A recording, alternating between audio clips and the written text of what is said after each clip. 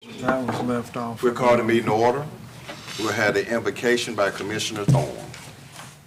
Please bow your heads. Dear Heavenly Father, thank you for bringing us out tonight in this beautiful summer evening. And be with everybody and all the candidates today in the polling, and I wish them luck as they close the polls here soon. And be with us tonight as we look at over these applications and give us clarity of mind and the wisdom to make decisions in support and service of the city of Hernando. In your name, amen. And roll call. Commissioner Ashworth, Here. Commissioner Thorne, Here. Commissioner Clark, Here. Commissioner Max, Here. Commissioner Jordan, Here. Commissioner Hawkins, Here. Commissioner Skeen, Here. Commissioner Safley. Here. Has everyone had opportunity to review the minutes? Yes. Is there a motion to approve the minutes?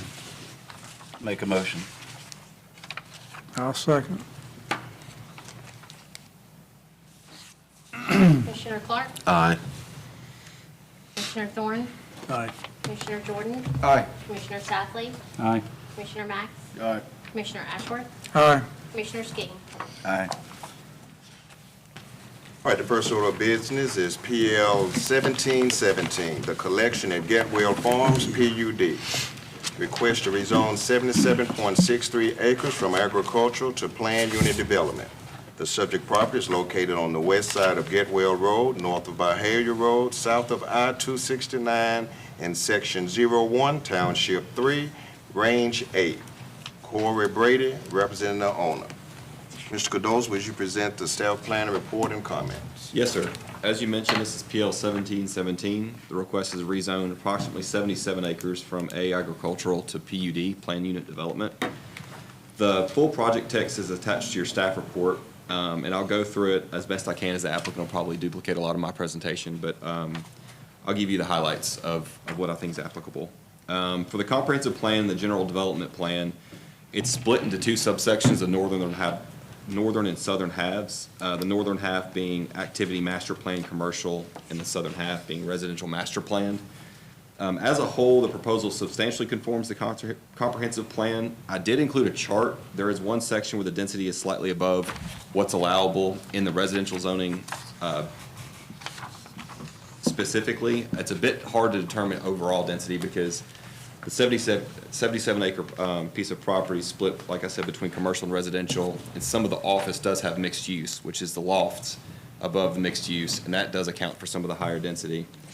And the individual phases in the residential portion are listed on that second staff report page in areas D1, D2, and area F, and I'll get to that in just a second. As always, the discussion portion of the staff report is the approval or denial criteria and how this proposed amendment conforms to that general development plan, why this existing zoning district is either inappropriate or improper, and what changes in the area have occurred, what justifies this change that weren't anticipated by the general development plan. In the staff report, I've provided the response the applicant provided online, and I did add a supplemental piece. He emailed me over the weekend of the full justification in his opinion of the project, and that is on your desk if you would like to review that. For the proposed land uses and population densities, areas A through G generally go from commercial to residential at the south. The northern boundary line is the 10 acres of common open space, which is used for the overall calculation of the required 10%, but there are individual pieces of common open space spread throughout with medians in different areas, entranceways, streetscapes, and that such. So the common open space requirement is met at 10%, and it greatly exceeds that. The hotel and commercial big box area is the typical C4, which we'd see in a C4 application. They've submitted architectural plans to dictate the architecture of that piece, and the densities are listed in the full staff report on page 16 and 17. It is of note the hotel in Area B does not have a height limitation, which we've kind of said in the past is at y'all's discretion. We've issued a few variances. In this case, it's against an interstate, and so staff felt it would be probably best to eliminate that height requirement, to eliminate a future possible variance, and just let the market dictate that hotel on the interstate. The areas A1 and A2 are all the commercial uses, and that full list is listed on page 14. To note, they did exclude several uses, the most significant of which would be one convenience store gas station allowed in the entire parcel. And at our request, they did design the site to not be suitable for freight traffic, and so we were a bit afraid of the freight traffic for a truck stop occurring, and so all the turning movements in the site and the design of the gas station are designed in a way to exclude those freight traffic movements. And so that's why you saw the roundabout in the middle of the parcel and the entrances dictated like they were, is to kind of eliminate that use. The full uses, like I said, are on page 14. There's a transitional office in area E of 1.5 acres on page 18. And then the single family residential is 24 acres on the southern boundary line against Byhalia Road, of 97 total units of single family detached and single family attached. That density came out to 4.5 units per acre. In the staff report, their minimum home square footage, the applicant will speak to this in just a second, has been up to 2,000 square feet, and covenants are proposed to be presented to the Board of Aldermen to be tied to the plan text for some architectural control over those uses. And that's on area F on page 19 of your staff report. The project is proposing to dedicate a water treatment plant area in the southwestern portion of the site to account for some of the water services lacking at the site. And this does serve as a preliminary plat approval. So with this being a PUD, this does serve as a preliminary plat and authorizes construction after this approval, pending construction document review. So if approved tonight, the next thing the Planning Commission would see would be a final plat of an individual phase. This will be heard at next Tuesday's Board of Aldermen meeting, the 15th, this recommendation tonight. And I did include a proposed motion to approve and deny in your staff report, and I'm available for any questions. Any commissioners have any questions for Mr. Cardoso? It's been up from 1,200 square feet minimum on the single-family residential to 2,000. I'll let the applicant speak to it directly, but that's what I heard. Okay, that's not in the text as provided. That's Correct. verbal. Okay. Would the applicant please come forward and state your name and address in its entirety?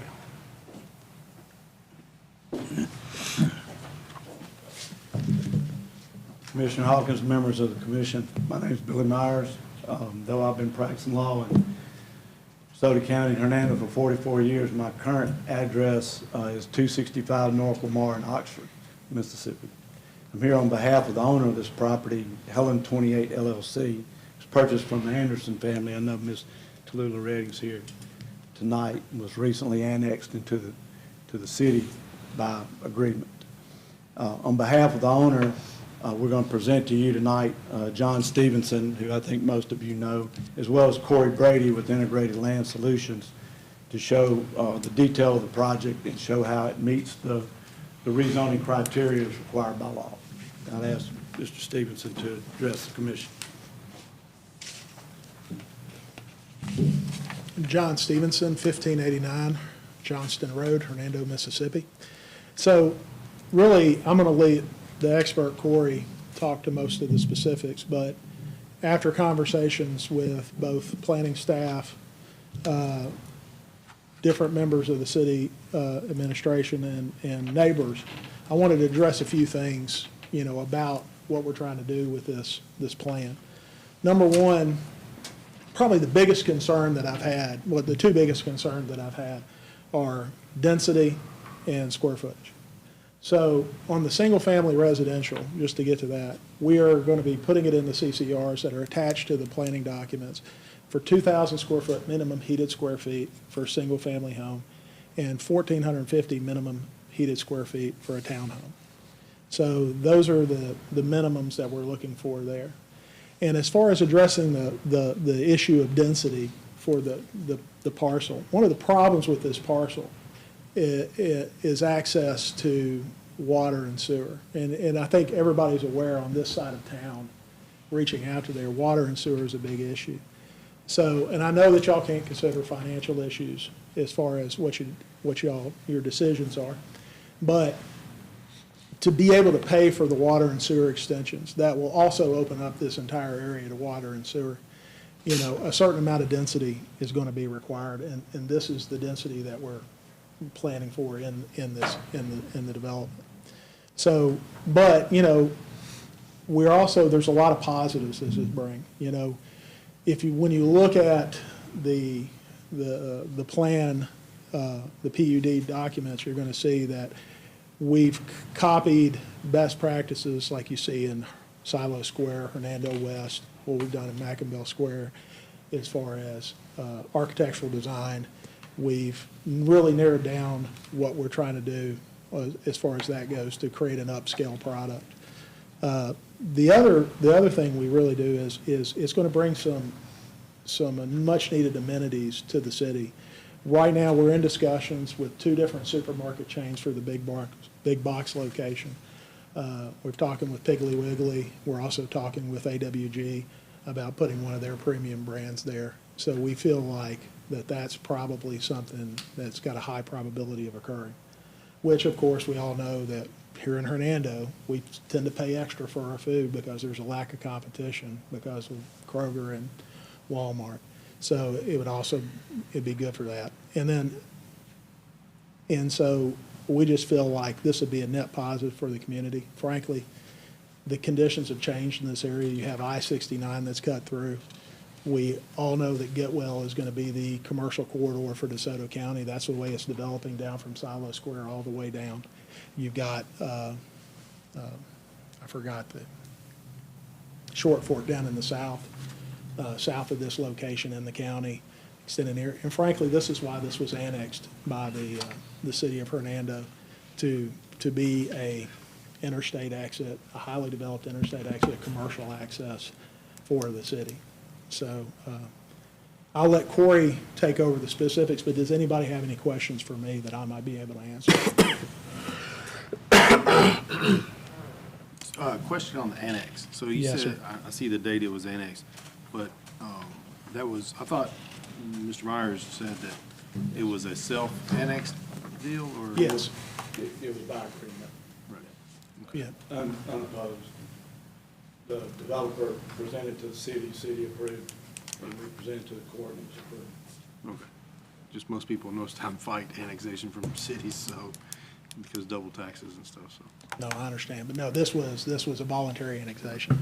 Okay, thank you. Yes, sir.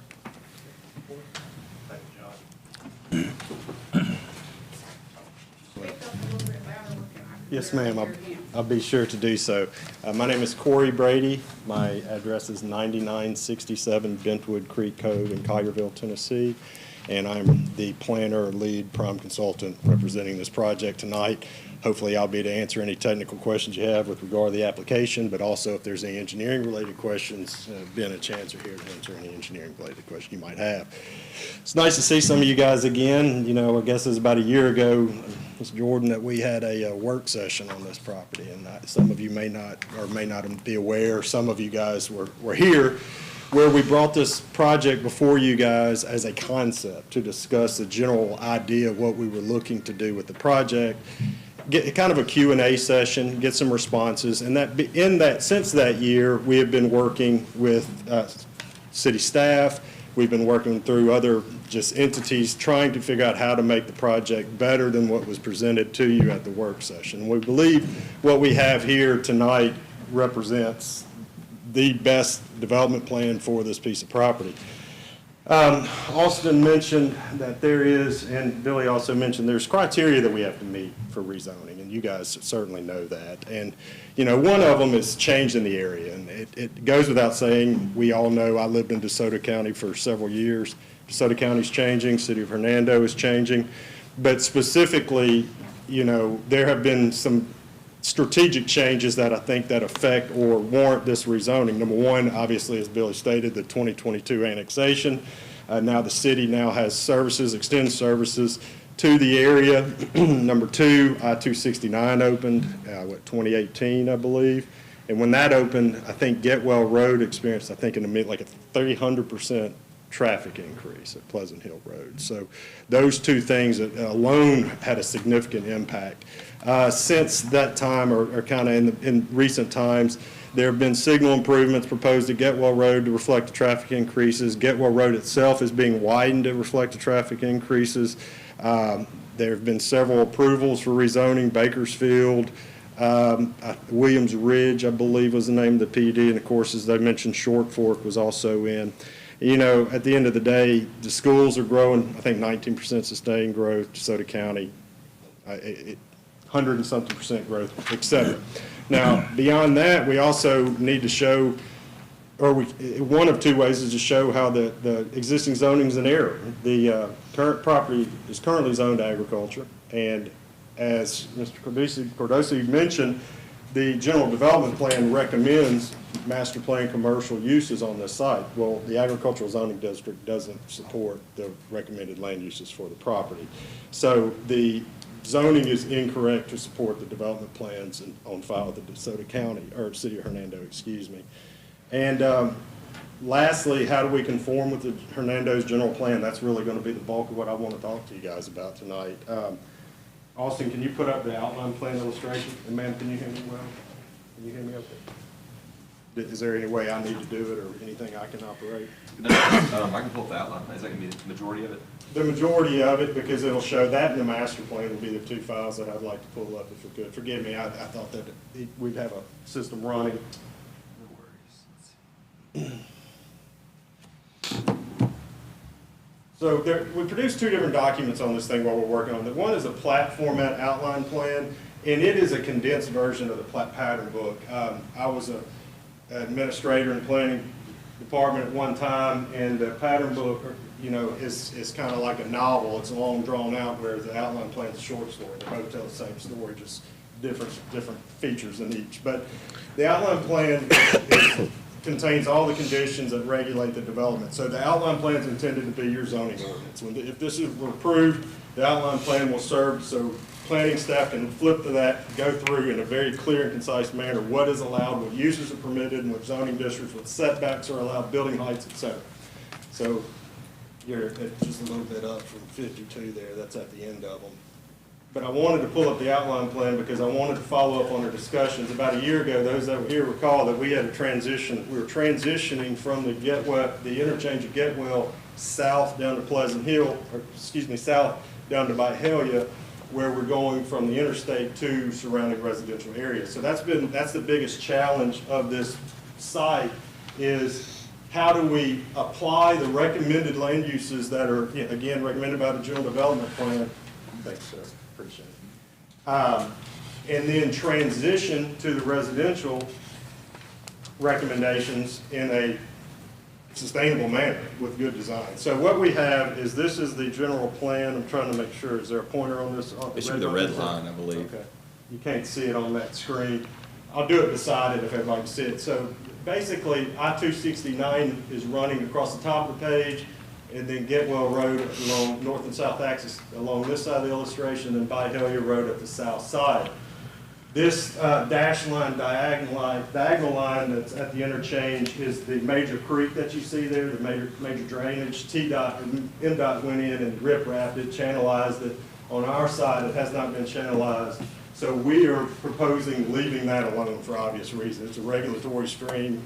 We don't want to touch it. We don't want to have to mitigate it. So that's a very large, open, passive area that will remain green and likely grow more just as time prevails, trees, what have you, because we have no access to the north side of that creek anyway. So that appearance there, as you see along the creek, will remain generally the same, perhaps more vegetated as a result of this plan. So as we then transition in, it's hard to see, but you come down Getwell Road and you see three starbursts. The first starburst is a secondary access that is just a secondary entry to the development, but the middle one is the main entrance to the development. It's a public road that you see runs from east to west through the project. That's the main access point. The one access point below it is an additional secondary entrance, so just by that alone, what you're seeing in this diagram is we're minimizing the amount of curb cuts along Getwell Road. That was a primary concern of ours. Again, I lived in DeSoto County for a long time. Everybody looks at Goodman Road or whatever mess you want to look and see that, and that's what we're avoiding out of the gate. We're restricting the access points in this development. But that east-west delineation that I mentioned there is also really our transition point where we transition from commercial uses down to the mixed use and residential uses. Yes, there are outlots still along Getwell Road to the lower third access point shown, but none beneath that. So the commercial point, I'll just walk over there. I think this doesn't show it. So what we basically have is the one and only convenience stores appropriately located in direct proximity to the interchange. That's the access point, the secondary access the convenience store has to have. As we transition in, these are two hotel sites. That's it. Between this area and these areas are the only areas that hotels can go. We'll talk about that further. Again, this is the public road that carries to the project. This is the roundabout that to help restrict semi-trucks from coming in here. This public road goes and connects to the adjacent property there. This is what we're calling commercial core. That's area C of the development where what I'm calling conventional big box, to use the city of Hernando's terminology, would come into play. So it's an anchored retail store with shared parking, if you will. As we transition down, we get into the mixed use component that is commercial on the bottom floors with residential, excuse me, on top with shared conveniences and amenities and parking, what have you. That use drops down again to the south side of that road because we're wanting to create a main street here, appearance here. Salguero Square was mentioned. That's a good analogy because everybody sees it. It's a similar look in that where those buildings are pulled up to the street, pedestrian environment, the parking behind it. As we come south from there, again, these are two additional outlots, areas A and 2, and then we transition into the single-family residential. That's 23.6 acres the way we've got it shown here. And from a standpoint of unit count, that's 97 units are shown in this area. And that includes the 33 townhouses, and this is conceptual layout. And then the rest of it is traditional residential, and I say traditional, like traditional neighborhood development. Not unlike some of the portions you see of Hernando West, portions of Jefferson with the alleys, those types of single-family residential opportunities. There's common open spaces dispersed throughout. Now, the interesting thing about the whole project is we based all of these uses on the city of Hernando zoning ordinance. So we're not inventing anything.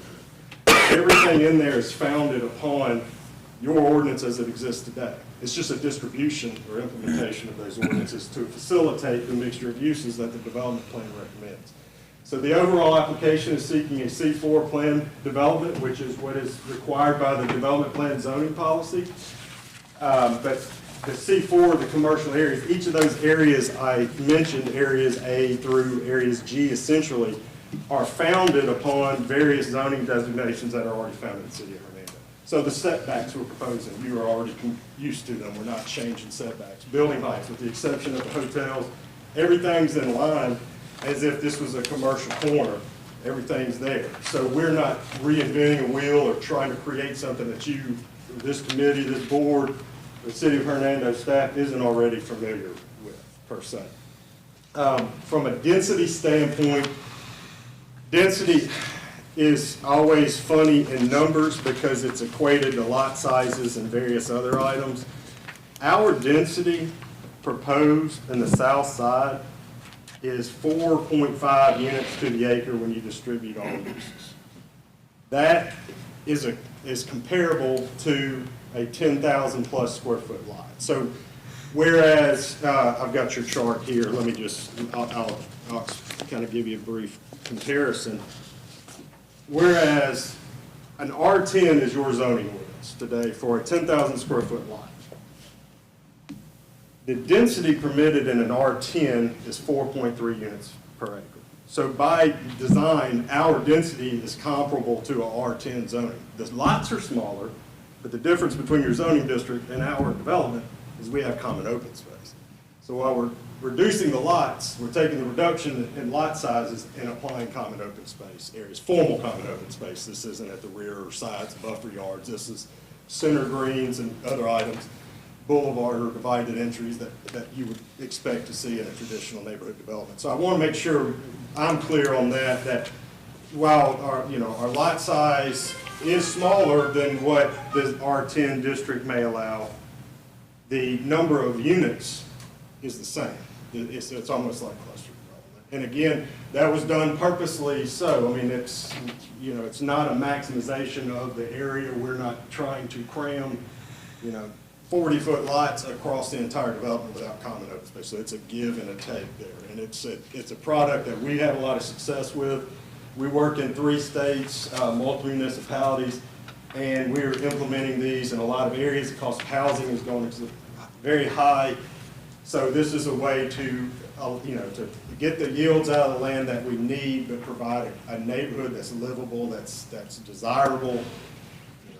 My first neighborhood out of college when I had young children, it was exactly like this neighborhood with common open space, and it's still a very, very desirable neighborhood in DeSoto County. Germantown, there's applications of lots the same size of ours where homes exceed $1 million. It's in Germantown, it's not College, it's Hernando. So I don't want the idea of cost to come in, or the equation of the size of the lot, because they do not tie to each other. If Stephen Skinner were here, our architect on the project, he would tell you that the product that we're proposing here, you know, minimum heated, all floors, 2,000 square feet, 2-car garages, everything you would expect. And these are my words, Stephen's not here, so I would assume these homes to be in the, you know, mid-4s. You know, for the single-family components. That's where I see it. Again, Steve's not here. John or some others may have some ideas, real estate agents on the board, but what we're seeing is short fork the money that they're demanding on their lot sizes. I mean, it's what, 200 up almost $300 a square foot on some of these, I believe we're seeing. So the homes are getting rather large. Any heated square footage statements will be addressed in our CCRs, not in the planning documents, just because fair housing laws don't allow it, but I've explained to Austin, and we agreed to, we'll prepare our declaration of covenants and restrictions, and that declaration will not also have the conditions or restrictions that we're imposing, but also have an architectural control committee established with architects reviewing the proposed home styles, what have you, on the project. So, you know, again, the takeaway that I wanted to be given much time for, you know, questions and answers, but the takeaway here is that we've worked very hard to work within the parameters that the city of Hernando has already established. So we're trying to implement those parameters in accordance with your general development plan in a way that you guys are used to seeing, essentially, is what it is. So,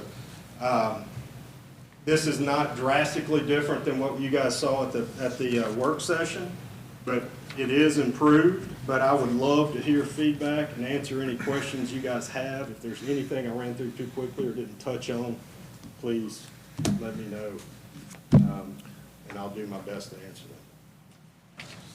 Yeah, I've got a question. John had mentioned before you came up about sewer and water access. What's the plan to get water and sewer out there? So we've got to extend services down. So the current plan right now, and engineers in the room can speak more to it, that we will basically lift the sewer above and up to Byhalia Road, carry it west towards, what is it, Madison Road? Jaybrook. Mr. Ben Smith is the expert. If you need engineering, he can address it, but that's the goal with that. We'll have a water treatment plant right at the southwest corner, working with city engineering on that to see if that meets all the adequate needs, and it does. So we're dedicating that land to the city of Hernando.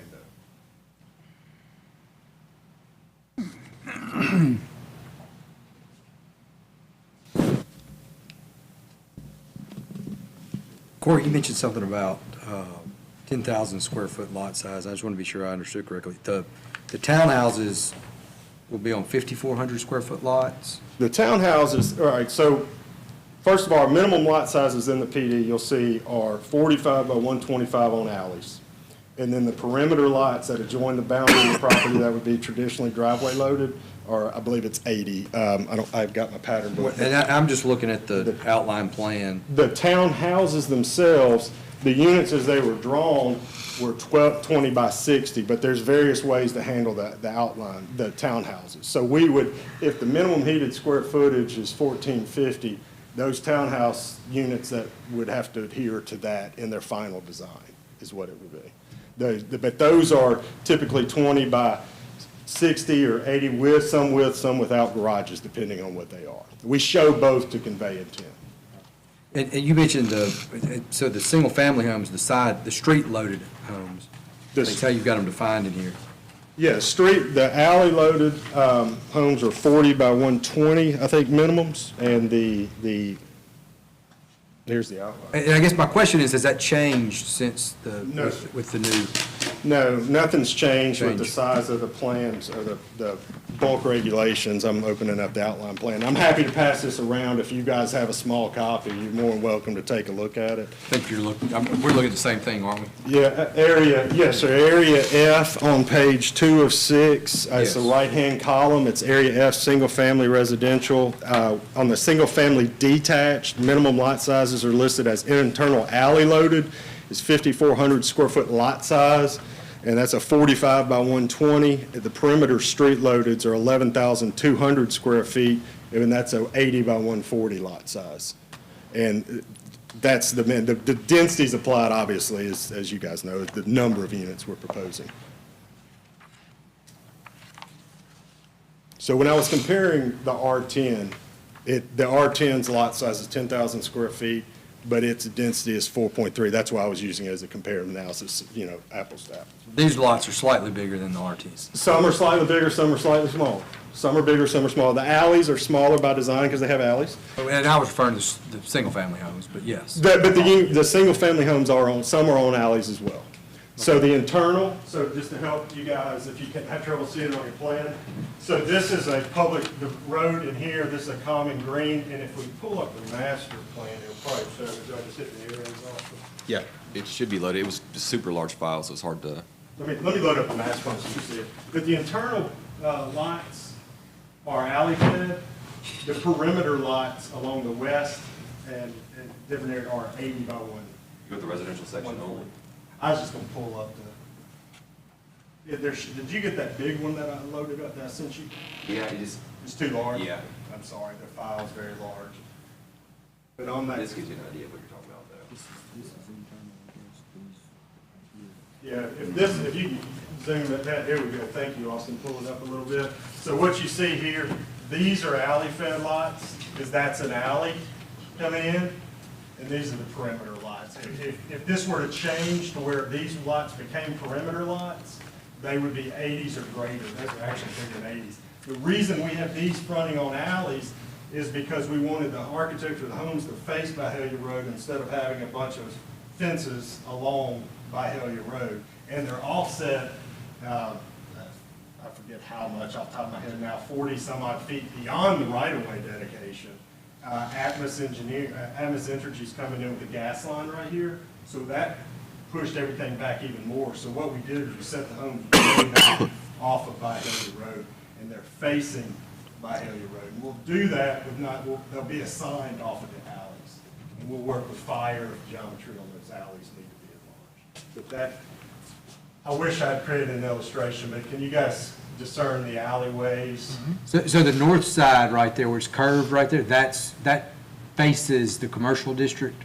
That faces the mixed use, and what this may or may not become. Those face the street too, same thing. We didn't want a bunch of reverse frontage lots and that's a long pedestrian path. So they're set back off the road and then have another setback. So those lots in the field will look very deep. I mean, the homes are going to be set back 40 some odd feet.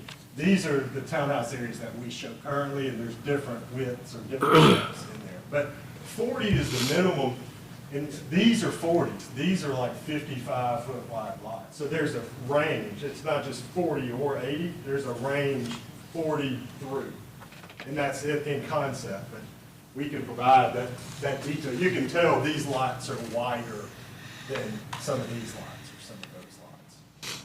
And then these are the townhouse units we show broken up in pods. That would more of appearance of like a brownstone or something. Certainly not like a conventional townhouse or conventional duplex or anything of that nature. I think what you're asking, the majority of the lots are alley fed.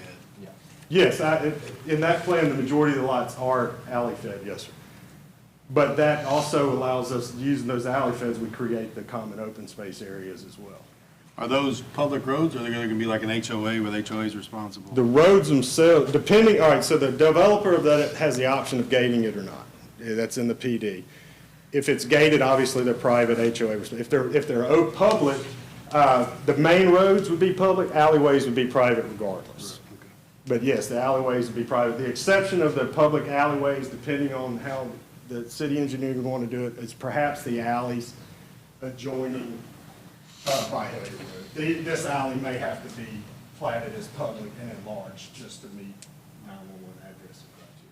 I just have to work through that. Sometimes they're not. So we have to work through it. But those are already wider drives, just to assume fire services. 26 feet. If I'm looking at it correctly, then really the only houses that fall within that 11,000, that front-loaded, I think is how we were defining them, perimeter street-loaded, would be the 1, 2, 3, 4, 5, 6, 7, about 8 lots. With that illustration, but the comparison was not the number or size of lots, it was the density. I was trying to compare Understood. density. But yes, you're exactly correct. Those lots, about 8 or whatever it boils down to by your calculation, is accurate. The majority of the lots are alley-fed in this development. But if you're familiar with traditional neighborhood developments, that is the intention. That is traditional neighborhood development, to be alley-fed.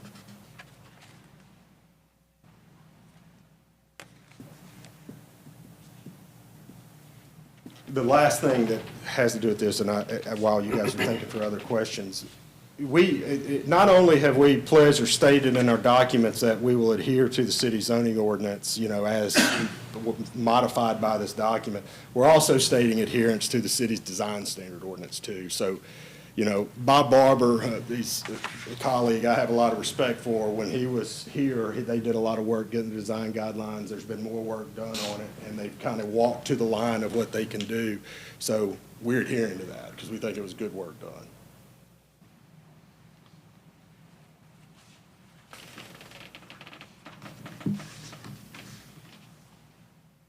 Any other questions for Mr. Brady? What's the plan for Getwell being what's the traffic study of you? So we had What's it going to increase traffic on Byhalia and Getwell with that neighborhood? We had Dr. Marty Lipinski do basic traffic generation report on. I didn't bring it with me, forgive me. I don't have the numbers exactly yield. I can get it back to you, not a problem.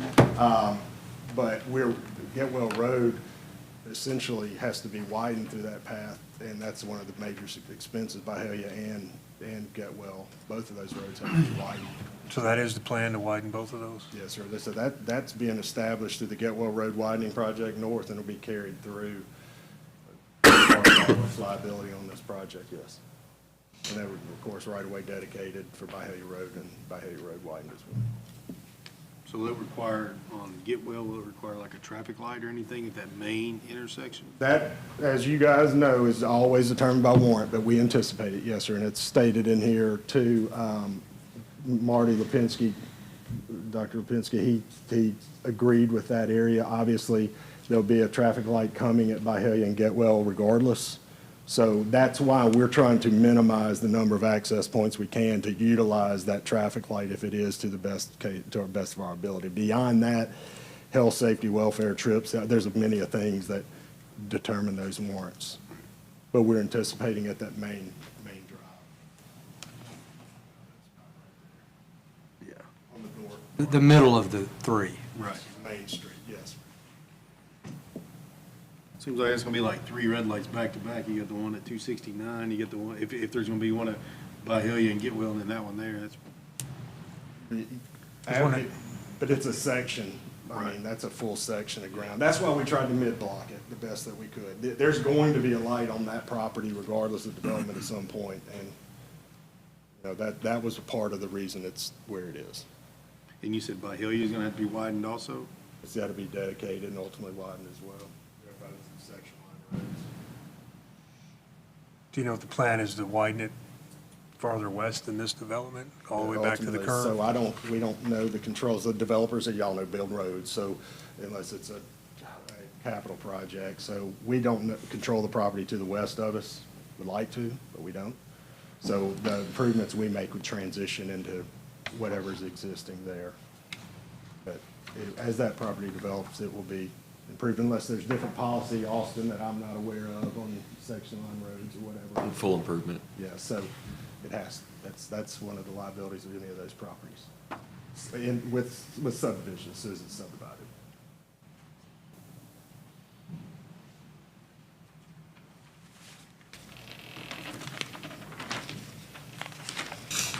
So question on the density, the 4.7 or? 4.5 on the lower section, yes. Now, that's just a lower, so that doesn't take into effect the Two. mixed use?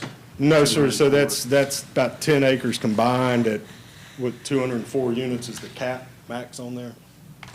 So whatever that math comes out to, yeah, it's right around 20, obviously. I don't know what the decimal is. So it's actually exactly 20 units per acre on that, which is the city's maximum design use for PUD in that section. So it falls within the city's design guidelines. Thank you, Jim. Any other questions for Mr. Brady?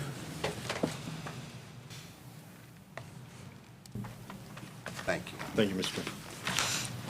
Anyone in support or against this item, please come forward and state your name and address in its entirety.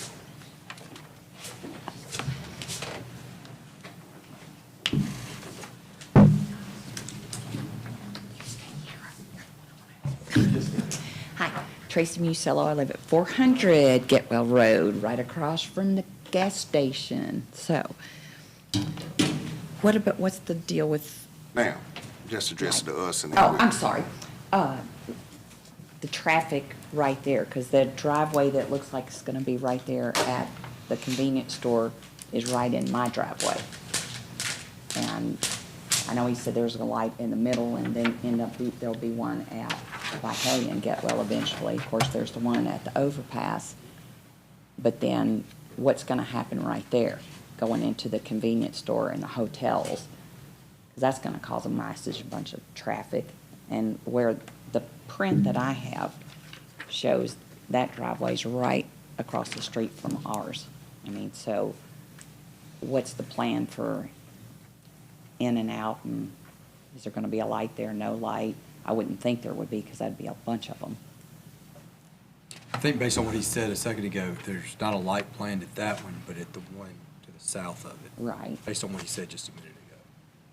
But so if I have an objection to the convenience store and a gas station right in my doorstep,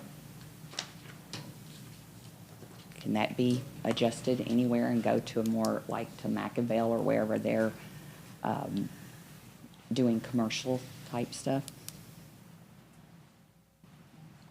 Gas stations draw much more crime. So do hotels. I was researching some of this, and plus we're right there at an entryway onto the interstate, which they say is much easier access. So those were my concerns, because I live right there. Been there for 37 years. Of course, I know you can't stop progress, but, you know, the residential part doesn't look so bad and all of that stuff, but I just kind of have an objection to the convenience store gas station right there and the traffic that it's going to bring, and possibly, you know, theft and everything else that's involved with it, because from what I researched, gas stations and hotels bring some of the, most of the, you know, a lot of crime.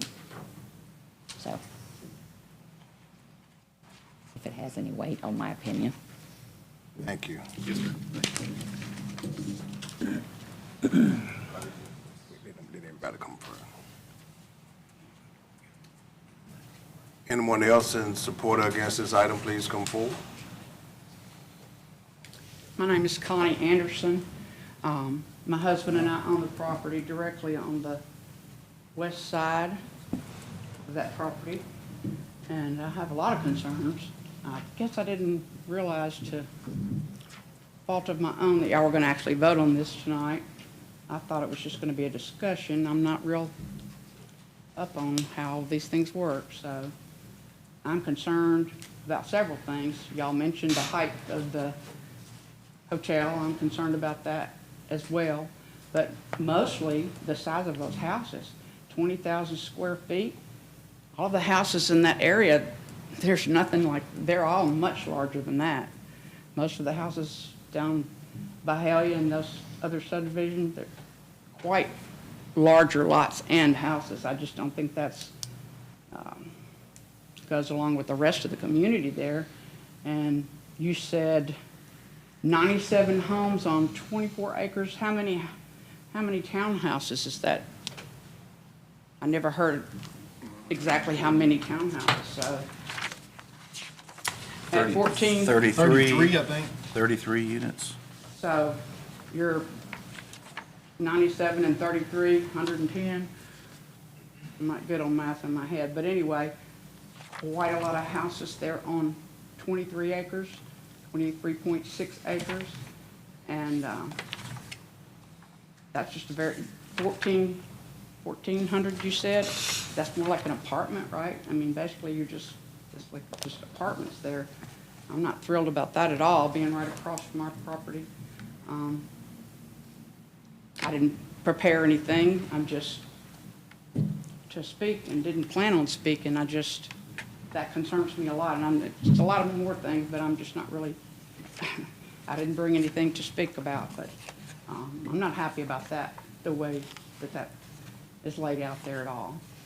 And you said that the treatment plant was going to be on the southwest corner. Wouldn't that be right next to us? Where? I don't see it I don't see where this water treatment that he spoke about. I think it's that largest lot in that, like you said, in the southwest corner.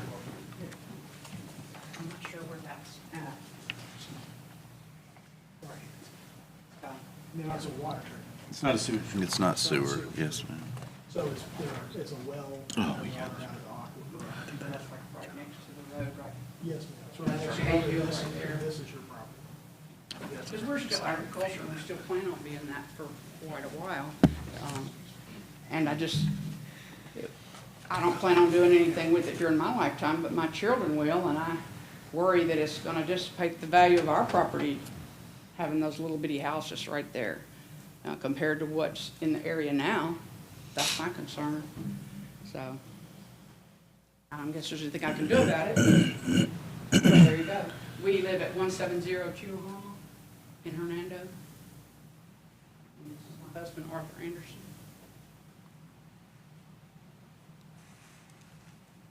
Anyone else in support or against this item?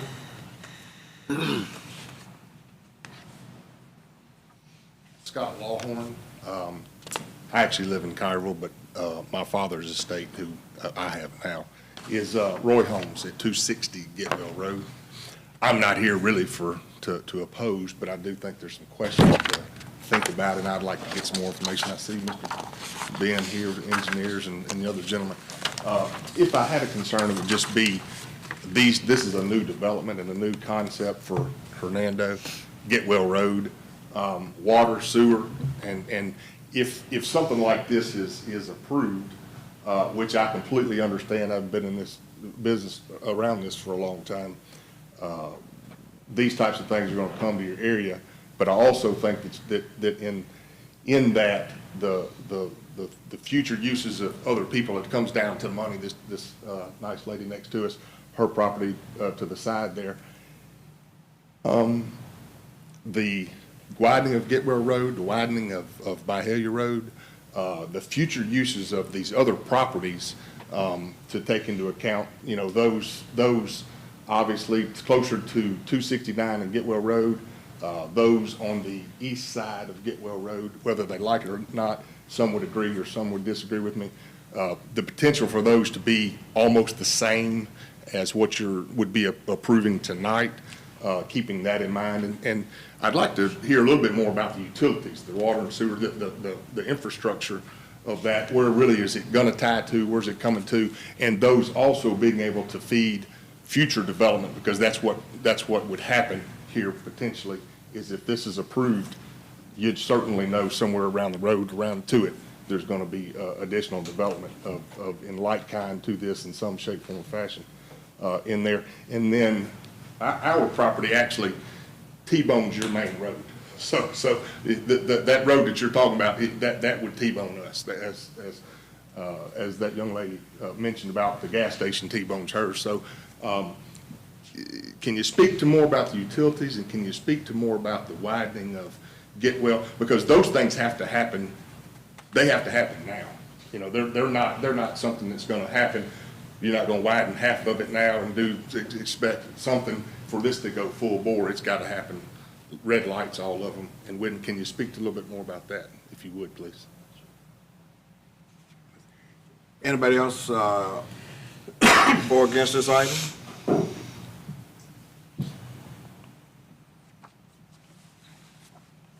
Okay, rebuttal from the applicant.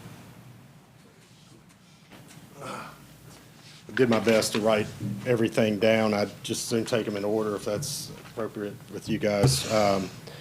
The C-store was the first item and the access point. There are controlled access fencing limitations on our property or any properties adjoining the interstate, so our access is where that controlled access stops to allow us to get into our property. And that, her concerns were addressed in our mind, our design. That's specifically why that road does not go straight through as a road. It's intended to be a drive aisle. Will people use it as a cut through? Perhaps. I mean, frankly, probably. But it was intentionally designed for that to be a driveway only. I know you can't see it here. For context, you can see it there. I mean, this drive here, and the engineers looking at this stuff here, it's a connection, a driveway connection, and they have to have it to meet their criteria. It's the only C-store on the property. We don't allow another one. And we go as far as to say if the anchor becomes a grocery store and they want a C-store, that's the C-store. Same with liquor stores, by the way. We limit liquor stores. But that's why that was designed as a driveway for the C-store. I hope that answers that question. Ms. Anderson, Mr. Anderson, I've got down listed, you're concerned about the hotels, home sizes, number of townhouses, potential apartments, and the water treatment plant. I would like to say the connections to the property are a requirement. Stubbing the roads to adjacent properties is a product of the code.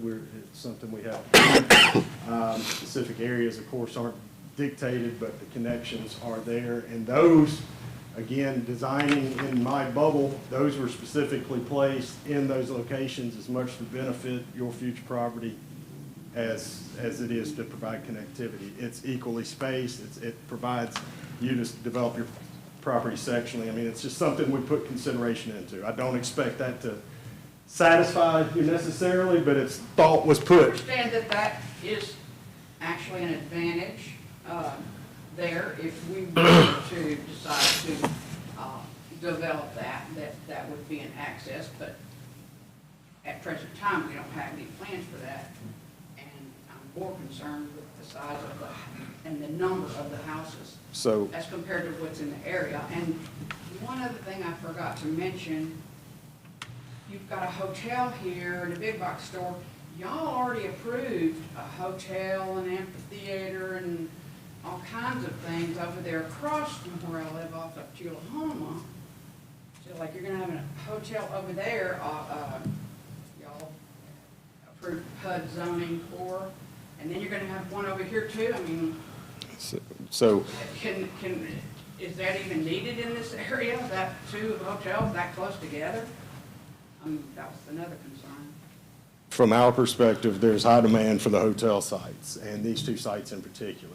These are national flags. So a lot of the crime that was brought up and concerns with the crime specifically, C-stores and hotels, are management related. But when you have a national flag, hotel, appropriate management, those items tend to go much better. I mean, you look at inner city hotels that have issues and look at the management of those, look at the rates, look at everything else that goes along with them. That's not what we're proposing here.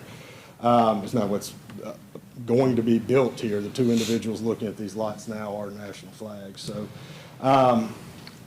then the home sizes, and we got into that. Well, when the adjacent neighborhood around us was developed, there was no sewer infrastructure. So by default, we have larger lots. Now with the extension of services, those lots really aren't sustainable from a tax base, and it's not necessarily important to this committee, but when sewer and water becomes available, the products that we propose are a better tax base and more sustainable product for the city, and it provides, middle-income housing, middle and high-income housing. It's hard for me to say with a straight face now, $450,000 house is considered middle income, but my God, y'all are seeing it. So it's a flexibility of home sizes for the market, and from a use, it is compatible. It is a transition from an interstate down to a residential corridor. The lot sizes proposed here are proposed or approved farther south of us. So the lot sizes, I wouldn't assume to be a concern necessarily of the board as much as it is implementation, execution, what the designs of the development have been, and we obviously put a lot of thought into that. The water treatment plant was discussed. It was at the southwest corner. Not a sewer trend. Mr. Scott Lawhorn, I believe you said your father was Roy Holmes? I had a lot of respect for your father. I worked with him developing Jefferson. Yes. Ben Smith is here that can address a lot of the water and sewer availability in the area from an engineering standpoint, and really, I guess, perhaps the widening of Getwell and Byhalia Road. If I can bring up Mr. Ben Smith, that'd be beneficial. Thank you. Ben Smith, 2700 Stonebrook in Nesbit.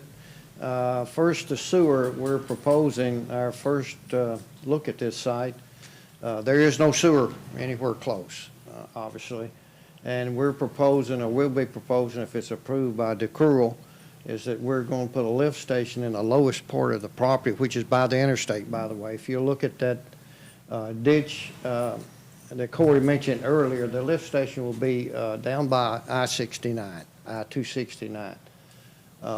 And we will pump it, our plan is to pump it down Byhalia Road to the line that goes along Jaybird, which is a gravity line to a metering station on Jaybird. So that's the way we propose handling the wastewater. The water treatment, we show a water treatment site. There's no proposed elevated tank proposed for that site, but it will be connected by a large 12-inch main system westward, which will tie into your storage tanks in the city of Hernando. So it will take some improvement to get water there. I will tell you that in the design of our site, we will have large water mains, a minimum of 8 inches water mains, and fire hydrants no more than 500 feet apart. We'll meet all the requirements for the water system within our site. It will be turned over to the city of Hernando. It will be a public system after we install it and maintain it for a year. The proposed cross-section for Getwell and Byhalia Road is 5-lane, 2.5 on our side, and in the future will be, I'm sure when they develop, will be 2.5 lanes. So that's what we're proposing. We are dedicating 53 feet from center line on Getwell and on Byhalia Road. And that's what has been dedicated, and mostly along Getwell it's been widened now. So we'll be widening both of those and dedicating enough right of way to get it done. So I think I covered the roads, water, sewer.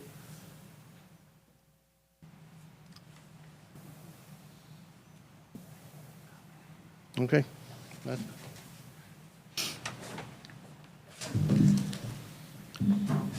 In conclusion, we feel strongly that this plan has met our burden of proof to show the change in the character of the neighborhood and the public need for these type amenities in the city of Hernando to justify a positive recommendation for rezoning of this property to the Board of Aldermen.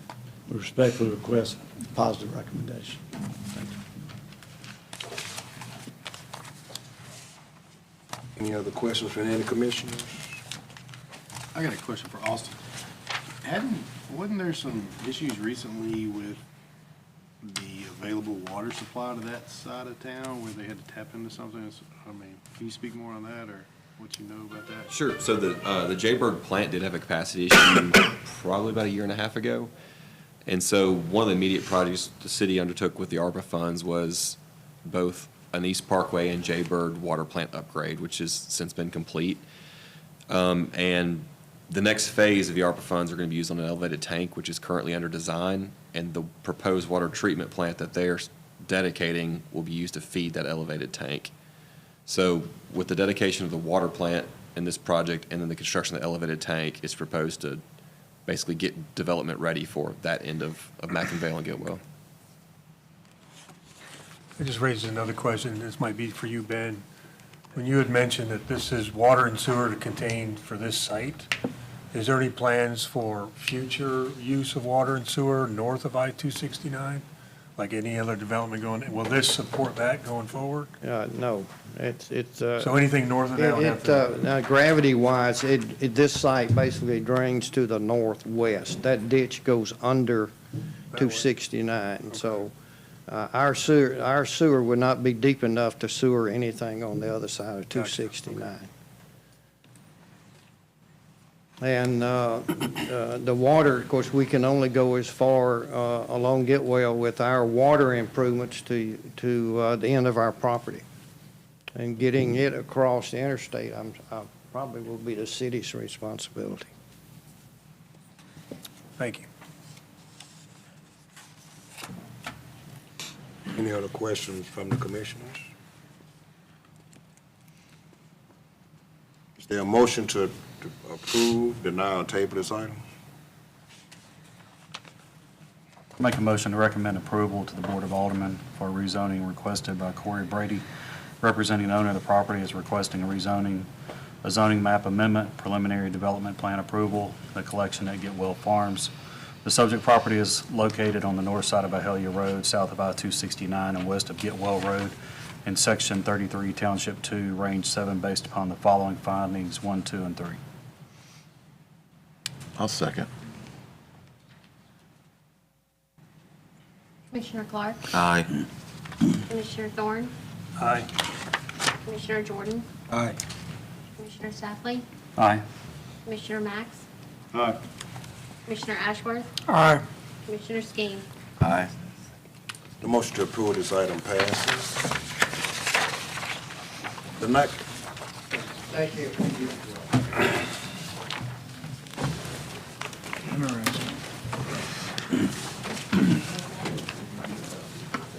That's going to be nice for her to do. Oh, yeah. Yep. Well, I thought you were just trying to check They them were out. here a year ago. Getting a good feel. They were just wondering about which big is here. And I was like, oh, yeah, that's police. Hey, boss. could you take your comments?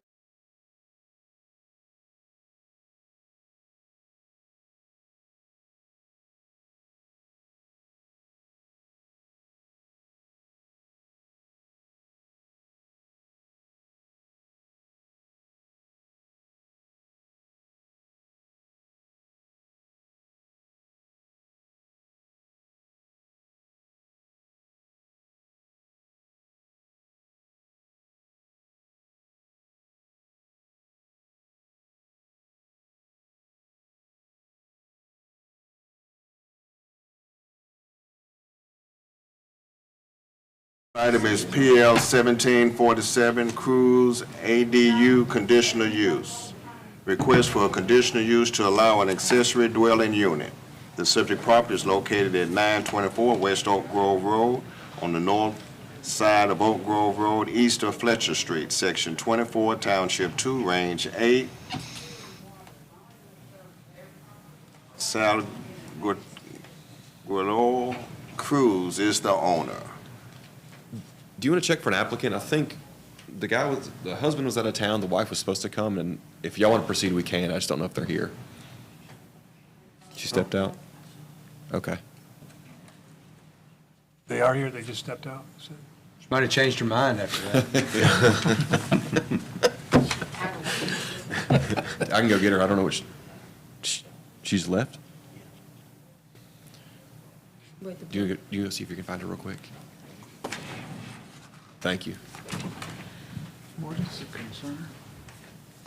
The applicant's not here. Was here and then left. Yeah, I don't know. Yeah, I don't know. You gotta have hearing no thought. Well, They don't have to be here. There's a lot. Yeah, or the Shell Secretary.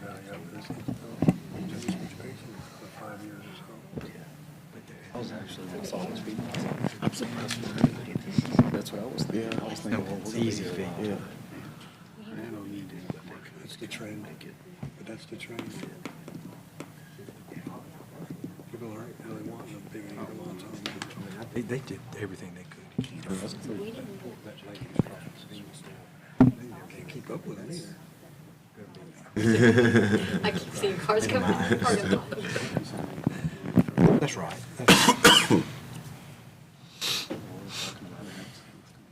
It's just, that's a commercial area.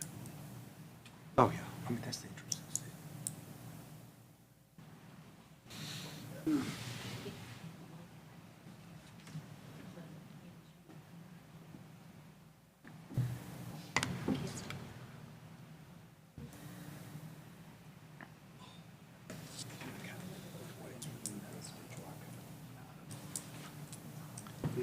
I don't believe they had a small, if there's going to be a place for it, that's the place for it. Ready for these polls to close. Oh, they're Storage, I saw it too. I saw it. There was no, I started to ask just so it was on the record. Historic low is what I was told, like 16,000. But I saw that. I went and looked straight from before that. Whether you'd have storage, any storage. That was an excluded use. Yeah. 60. Wow. And that was towards the end of the day. I guess she's gone. That is the end of the day. Only 700. Wow. What's the deal? Did she think it was over, maybe? Okay. She got confused. Well, bye.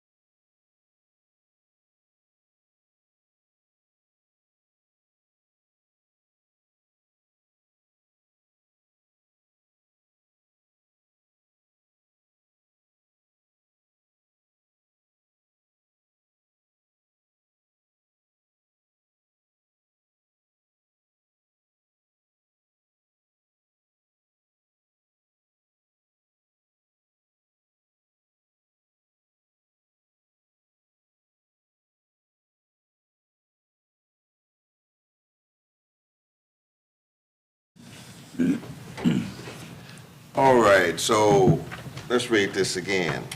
The next item is PL 1747, Cruz ADU Conditional Use. Request for a conditional use to allow accessory dwelling unit. The subject property is located at 924 West Oak Grove Road on the north side of Oak Grove Road, east of Fletcher Street, Section 24, Township 2, Range 8. Ms. Cruz is the owner. So, Mr. Cardozo, will you present the staff plan and comments and report? Yes, sir. This is PL 1747, and the request tonight's for an accessory dwelling unit at 924 West Oak Grove Road. The property is zoned R10 residential, and so this request has been generated after the ordinance was changed just about a year ago to allow for the request of accessory dwelling units, and there are 3 criteria that are needed to be met in order to make the request. That it meets all the required setbacks for the principal dwelling, it's in a single ownership, and the exterior appearance is similar and compatible with the character of residences in the neighborhood or immediate area. As you can see, the applicants provided responses to each of the 6 criteria for approval tonight. Generally speaking, the the sketches you see will be required to go through full formal building permitting, but it appears that the setbacks are going to be met. The construction will be similar, and the property is in single ownership. The proposed use tonight is to be used for family and friends, and I'll let the applicant speak to a little bit more of that tonight.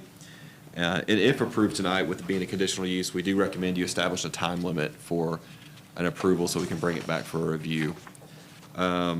And as I mentioned, we do request that you make a motion that all necessary building permits be pulled post-approval. I did provide proposed motions to approve or deny, and the applicant is here tonight. I'm available if you have any questions. Yeah, real quick question. Which section township is this? Because it reads different than what I have. 1338. 1338, okay. I thought I heard township 2. This is directly across from Oak Grove School. Yes, sir. correct? Yeah, right. Okay. Any questions for Mr. Cordos? We did get one phone call on this one, and I believe it was your neighbor. And once we explained what the application was, she said she was okay with it, but she couldn't make the meeting, but she did ask us to pass that along. Will the applicant please come forward and state your name and address in its entirety? Good evening. My name is Elsie Salguero. My husband is Cruz. We have lived on 924 West Oak Grove since we built our house in 2015. Right? Okay. We have lived at the address 924 West Oak Grove since 2015. When we purchased the property, it was 1 acre, but the lady that owned the lot beside, it's a little less than an acre, it's 3/4 of an acre. She offered to sell the property beside it, so we bought it. And, we have never had any problems with anyone or anything. And although my children are growing, I don't think they're going anywhere. So now I have my mother living with me, and she will probably be here for a while due to medical reasons. She needs her own space.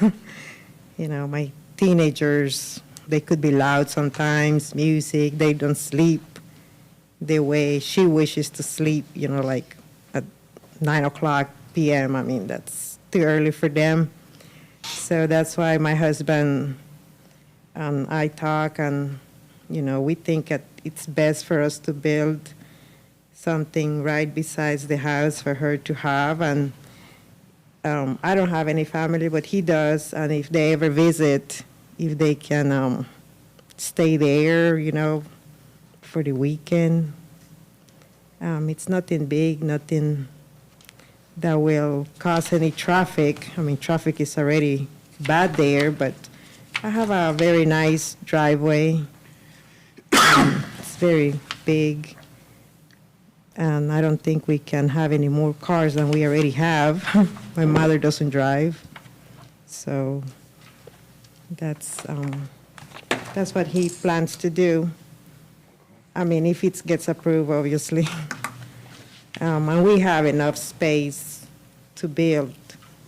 We have a big property, wooded area, but it's going to be at the end of the driveway.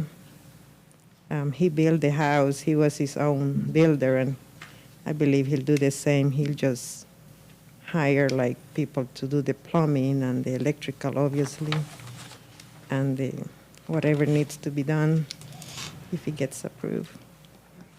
Thank you. Anybody have any questions for the applicant? Yeah, it doesn't look like anything larger than a detached garage that would go at the end of the driveway.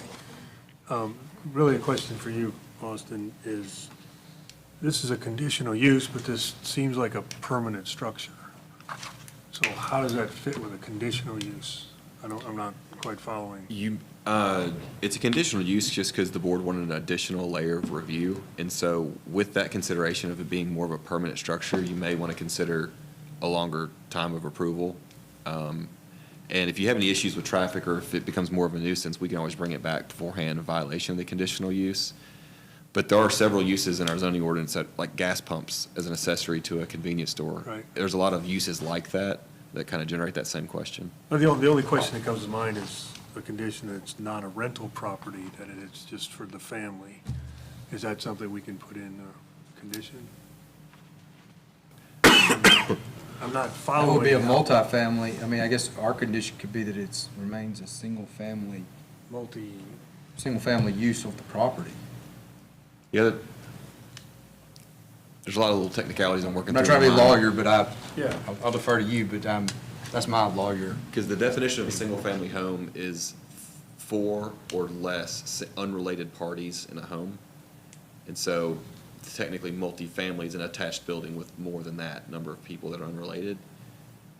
But the only thing I know is that rental generates a bigger question. If it's for a family and you're willing to offer that as a condition just to answer that question, that might be the easiest route. No, I don't think it's like, rent it to the family, I don't care about that, but if you're, that's something, the condition part is tripping me up. This is a permanent structure, but we're putting a condition on a permanent structure. Well, you did say it's for family visiting and for your mother in your application, so. And kicking the kids out when they're too loud. Yeah, so basically, if you just approve it with application as presented, then I think that would answer your question. All right. Is this all on the one lot, or you mentioned you bought another lot from your Yes, neighbor? it was, the original lot was 1 acre, and then we purchased the one beside it, that make it 1 acre, .75. So the person at the, where I pay taxes, he did. So it's already been replatted? Yes, I don't pay two Because on here, it different. just shows 1 acre. Yes. It's been combined. It has been It's combined? been I was just combined. making sure. Yes, because I don't pay two different taxes, I pay one. Yeah, the Joe Frank survey plat was the original house I permit. think that's probably the replatted. But it has been replatted. That's right. So the survey plat from Joe Frank that you see in there was their foundation survey before they purchased the additional, and it's since been merged. Okay. I was just making sure it's been replatted, so. Any other questions for the applicant? Have a good night. Anybody for or against this application, please come forward and state your name and address in its entirety.